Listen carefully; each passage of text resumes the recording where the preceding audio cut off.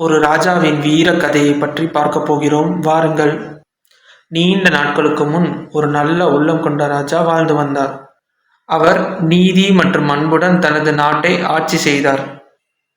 ராஜாவுக்கு நெருக்கமான படை தளபதி அந்த சிம்மாசனத்தை எப்படியாவது தன் வசமாக்க வேண்டுமென எண்ணினார். ஒரு நாள் அந்த படை தளபதி ராஜாவிற்கு துரோகம் செய்து அந்த ராஜாவை இருட்டு அறையில் அடைத்து வைத்து தன்னை ராஜாவாக அறிவித்தார். மக்கள் மிகுந்த பயத்துடன் சோகத்தில் மூழ்கினர். மக்களால் எதுவும் செய்ய முடியவில்லை.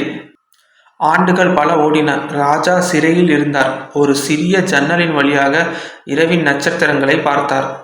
சிறையில் இருப்பது கடினமாக இருந்தாலும் அவர் நம்பிக்கையை இழக்கவில்லை.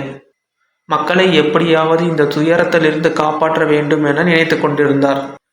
ஒரு நாள் இரவு நல்ல மழை பெய்து கொண்டிருந்தது. அப்போது ஒரு இளம் காவலர் ராஜாவின் அருகே வந்தார்.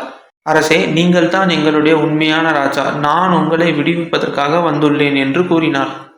அந்த இளம் காவலர் ராஜாவை மீட்டு காட்டுக்குள் அழைத்து சென்றார். பல வாரங்கள் ராஜா காட்டில் ரகசியமாக வாழ்ந்து வந்தார். மக்கள் மற்றும் அவருடைய நெருங்கிய நண்பர்களுடன் ஒரு குழுவை அமைத்தார். அனைவரும் இணைந்து அந்த பட தளபதியை எப்படி வீழ்த்த வேண்டும் என்று ஒரு திட்டத்தை தீட்டினர். ஒரு நாள் அந்த நாட்டில் ஒரு பெரிய விழா நடந்து கொண்டிருந்தது. ராஜா மற்றும் அவரது குழுவினர் மாறுவேடமிட்டு அந்த நாட்டிற்குள் சென்றனர். படை தளபதி அரியணை ஏறுவதற்காக நடந்து வந்து கொண்டிருந்தார். அப்போது அந்த குழுவினர் உண்மையான ராஜா வந்துவிட்டார் என்று உரக்க கூறினர். மக்கள் அனைவரும் மிகுந்த சந்தோஷம் அடைந்தனர். ராஜாவை தேடினர். அப்போது அங்கு இருந்தவர் தனது வேடத்தை கலைத்தார். அனைவரும் அவரை பார்த்து ராஜா ராஜா என்று கூறினர்.